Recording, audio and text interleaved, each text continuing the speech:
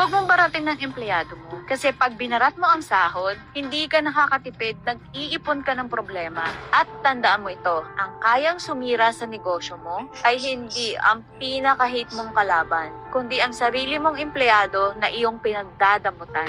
Underpaid people don't quit right away. They stay, pero tahimik na bumababa ang effort at ang respeto. Ginagawa lang ang minimum. Kasi iyon lang din ang binabayaran mo. Gusto mo ba ng loyalty? Hindi yan nabibili sa pangako. Gusto mo ng kalidad na trabaho? Hindi yan nanggagaling sa pagod at sa sama ng loob. This is Unfiltered Mary at ang masasabi ko lang ay kung gusto mong tumagal ang negosyo mo, simulan mo sa tamang trato sa tao mo. Bayaran mo sila ng tama, irespeto mo ang oras at ambag nila. Kasi at the end of the day, ang empleyadong inaalagaan mo, siya rin ang magpoprotekta sa negosyo mo. At ang tamang place to relax is dito sa Balay ng Itay Private Resort. Your home, away from home. Tara dito at pag-usapan natin ang kwento ng buhay mo.